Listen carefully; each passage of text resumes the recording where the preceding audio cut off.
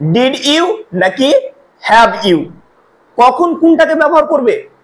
ইংরেজিতে এই দুটি স্ট্রাকচারস খুবই কনফিউজিং।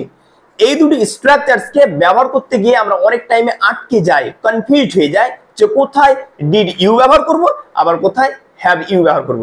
কারণ এই দুটি গঠনেরই বাংলা অর্থ সেম এবং এই দুটি গঠনকে প্রশ্নবোধক বাক্য তৈরি করতে অর্থাৎ ইন্টারোগেটিভ সেন্টেন্স তৈরি করতে ব্যবহার করা হয়। সো আজকের এই ভিডিওতে আমি তোমাদের সঙ্গে ডিটেলসে আলোচনা করব কোন কোন ক্ষেত্রে ডিড ইউ কে ব্যবহার করতে হয় আবার কোন কোন ক্ষেত্রে হ্যাভ ইউ কে ব্যবহার করতে হয়। সো ভিডিওটা তোমরা অবশ্যই শেষ পর্যন্ত দেখো। এই ভিডিওটা দেখার পর ডিড ইউ এবং হ্যাভ ইউ এর ব্যবহার নিয়ে তোমাদের আর কোনো ডাউট থাকবে না। So stay connected with me at the end and let's get started. Okay, so প্রথমে আমরা আলোচনা করব ডিড ইউ কে নিয়ে। ডিড ইউ কে নিয়ে ওকে। সো প্রথমত প্রশ্ন হয়ে যাচ্ছে যে ডিড ইউ কথার বাংলা অর্থ কি? দেখো, ডিড ইউ কথার বাংলা অর্থ হচ্ছে তুমি কি। যেহেতু এটা প্রশ্ন করতে গিয়ে ব্যবহার করা হয় তার জন্য এটা বাংলা অর্থ হচ্ছে তুমি কি।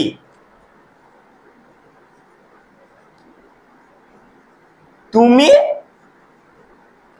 কি মানে প্রশ্ন করতে গিয়ে ব্যবহার করা হয়। ওকে, সো আমরা ডিড ইউ এর মানে পেয়ে গেলাম। এবার সেকেন্ড প্রশ্ন হচ্ছে যে ডিড ইউ কোন টেন্সে ব্যবহার করা হয়। দেখো, ডিড ইউ দিয়ে যখন তুমি কোনো ইন্টারোগেটিভ সেন্টেন্স তৈরি করবে তখন সেই সেন্টেন্সটা পাস্ট ইনডেফিনিট টেন্সে হবে। অর্থাৎ পাস্ট ইনডেফিনিট টেন্সে প্রশ্ন করতে গিয়ে আমরা ইংরেজিতে ডিড ইউ কে ব্যবহার করে থাকি। ওকে, তাহলে এটা ইনডেফিনিট টেন্সে প্রশ্ন করতে গিয়ে আমরা ডিড ইউ কে ব্যবহার করে থাকি। এবার দেখো, ডিড ইউ দিয়ে যখন বাক্যটা তৈরি করবে তখন তার গঠনটা কেমন হবে? দেখো, ডিড ইউ দিয়ে যখন বাক্য তৈরি করবে মানে ইন্টারোগেটিভ যখন সেন্টেন্স তৈরি করবে তখন তার গঠনটা হবে এরকম যে ডিড ইউ প্লাস ভি1, মানে ডিড ইউ থাকবে তারপরে ভার্বের এক নম্বর ফর্ম থাকবে বাকি আদার্স। ওকে, সো দেখো বাক্যগুলো কেমন হবে যে অতীতকালে তুমি কোনো কাজ করেছিলে কিনা, কোনো কিছু খেয়েছিলে কিনা, দেখেছিলে কিনা, এরকম ধরনের প্রশ্ন করতে গিয়ে আমরা ডিড ইউ কে ব্যবহার করে থাকি। সো তিনটা জিনিস ক্লিয়ার হয়ে গেল যে ডিড ইউ মানে তুমি কি। ডিড ইউ দিয়ে যখন আমরা বাক্য তৈরি করব তখন সেন্টেন্সটা পাস্ট ইনডেফিনিট টেন্সে ইন্টারোগেটিভ সেন্টেন্স হবে। ওকে, এবং ডিড ইউ দিয়ে যখন বাক্য গঠন করবে তখন গঠনটা হবে ডিড ইউ প্লাস ভার্বের এক নম্বর ফর্ম অর্থাৎ বেস ফর্ম প্লাস আদার্স। ওকে, তো চলো ডিড ইউ দিয়ে কিভাবে বাক্যগুলো তৈরি করতে হয় দেখে নিই। তো দেখো এখানে কি বলছে, গো টু পার্ক ইয়েস্টারডে। দেখো ইয়েস্টারডে মানে কি? গতকাল, অর্থাৎ here I am talking about the past. Okay, আমি পাস্ট টেন্সের কথা বলছি এখানে যে did you go to park yesterday, অর্থাৎ তুমি কি গতকাল পার্কে গিয়েছিলে। দেখো প্রশ্নটা আমি আবার বলছি, তুমি কি গতকাল পার্কে গিয়েছিলে, মানে আমি এখানে অতীতকালের কথা বলছি যে অতীতকালে কি এই যে তোমার পার্কে যাওয়া একটা অ্যাকশন সেটা কি তুমি করেছিলে এটা বুঝাচ্ছি। তো আশা করি বুঝতে পারলে যে ডিড ইউ দিয়ে যখন প্রশ্ন করবে তখন অতীতকালের প্রশ্নকে বুঝাবে। ঠিক আছে, যে অতীতকালে অর্থাৎ পাস্ট ইনডেফিনিট টেন্সে তুমি কোনো কাজ করেছিলে কিনা, গিয়েছিলে কিনা, খেয়েছিলে কিনা, দেখেছিলে কিনা, এরকম ধরনের প্রশ্ন বোঝাতে আমরা ডিড ইউ কে ব্যবহার করবো। আর গঠনটা দেখে নাও, ডিড ইউ বসে গেল, তারপরে কি বলেছিলাম ভার্বের এক নম্বর ফর্ম গো, তারপরে বাকি others, to park yesterday. Clear? Did you, so did you eat biryani last night, তুমি কি গত রাতে বিরিয়ানি খেয়েছিলে। ওকে, সেন্টেন্সের গঠনটা দেখে নাও সেম, যে ডিড ইউ প্লাস ভার্বের এক নম্বর ফর্ম বসেছে ইট। এখানে এক নম্বর ফর্ম কেন হলো? যেহেতু এটা পাস্ট ইনডেফিনিট টেন্সে। কারণ দেখো এটা প্রশ্ন করার জন্য তো আমরা ডিড নিয়ে নিয়েছি, ডিড তো পাস্টে রয়েছে তাই না, ডু এর সেকেন্ড ফর্ম ডিড, তার জন্য এখানে যেটা মেন ভার্ব, এখানে মেন ভার্ব হচ্ছে ইট, সেটা মানে বেস ফর্ম হবে, ভার্বের এক নম্বর ফর্ম বসবে। Clear? C him at the market, এটা নয় কি সব সময় তোমাকে মানে পাস্ট টেন্সের টাইমের উল্লেখ করতেই হবে, last night, yesterday, it's not like that. তুমি নরমালি বলতে পারো, যেমন ডিড ইউ সি হিম, তুমি কি তাকে দেখেছিলে অ্যাট দ্য মার্কেট, বাজারে। এই হলো did you see him at the market, তুমি কি তাকে বাজারে দেখেছিলে। এই হলো বাক্য। তো I hope you are getting যে ডিড ইউ কে মানে কি ধরনের বাক্য তৈরি করতে ব্যবহার করা হয়, সেন্টেন্সের স্ট্রাকচার কেমন হয় এবং ডিড ইউ মানে কি। ওকে, তারপরে কি রয়েছে, কল হার দেন, দেন তাহলে কি হয়ে যাবে, did you call her then, তুমি কি তখন তাকে কল করেছিলে, তুমি কি তখন তাকে কল করেছিলে, ডিড ইউ কল হার দেন। দেখো এখানে দেন যেটা রয়েছে, দেন হচ্ছে একটা অ্যাডভার্ব এবং দেনকে ইউজুয়ালি পাস্ট টেন্সের কোনো টাইমের ব্যাপারে বোঝাতে ব্যবহার করা হয়। মানে প্রেজেন্ট টেন্স হলে নাও আর পাস্ট টেন্স হলে then. So did you call her then, তুমি কি তখন তাকে কল করেছিলে। ওকে, আর দেখো আমি কি বললাম যে ডিড ইউ ইন্টারোগেটিভ সেন্টেন্স তৈরি করতে ব্যবহার করা হয়, প্রত্যেকটা বাক্যই ইন্টারোগেটিভ, শেষে জিজ্ঞাসা চিহ্ন রয়েছে।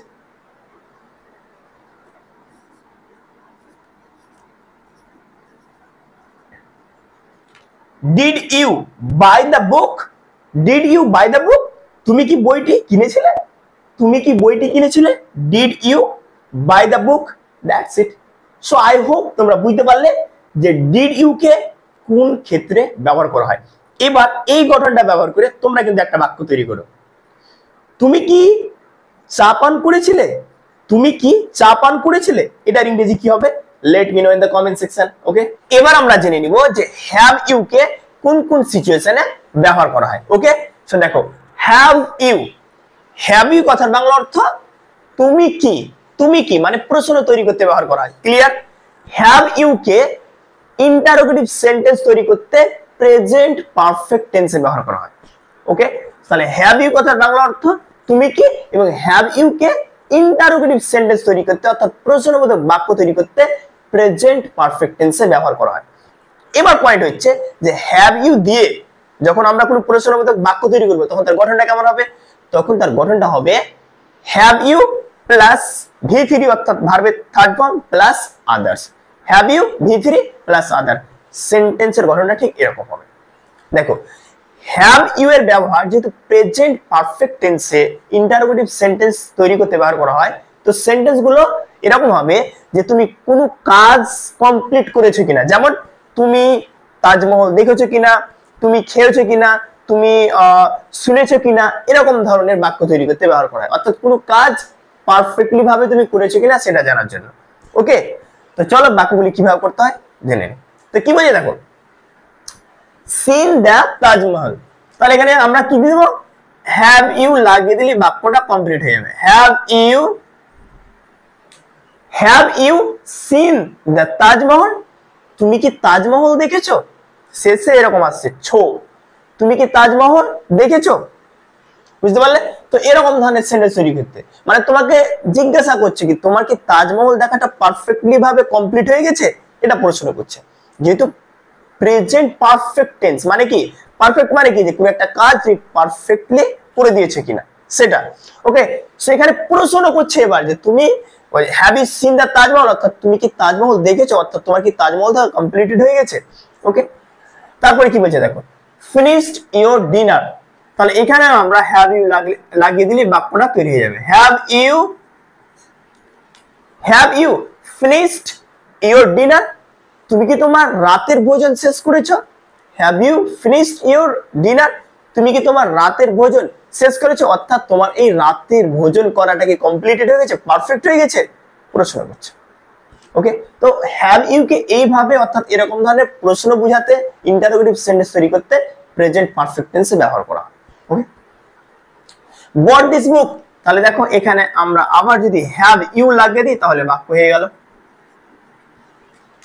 Have you bought this book, তুমি কি এই বইটা কিনেছো, তুমি কি এই বইটা কিনেছো, have you bought this book. আর দেখো হ্যাভ ইউ দিয়ে যে বাক্যটা তৈরি করবে তখন গঠনটা কি হবে বললাম, হ্যাভ ইউ থাকবে প্লাস V3, দেখো বট বাই থেকে এসেছে ভার্বের থার্ড ফর্ম বট, তারপরে others this book.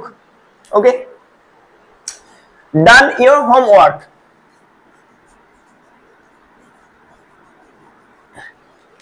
Have you done your homework, অর্থাৎ তুমি কি তোমার বাড়ির কাজ করেছো, হোমওয়ার্ক করেছো, have you done your homework, তুমি কি তোমার বাড়ির কাজ করেছো, বুঝতে পারছো। তো এরকম ধরনের বাক্য তৈরি করতে আমরা হ্যাভ ইউ কে প্রেজেন্ট পারফেক্ট টেন্সে ব্যবহার করে থাকি। ইটেন রাইস, দেখো এখানেও কি রয়েছে, ইটেন V3 রয়েছে। ওকে, তাহলে আমরা কি করে দেবো,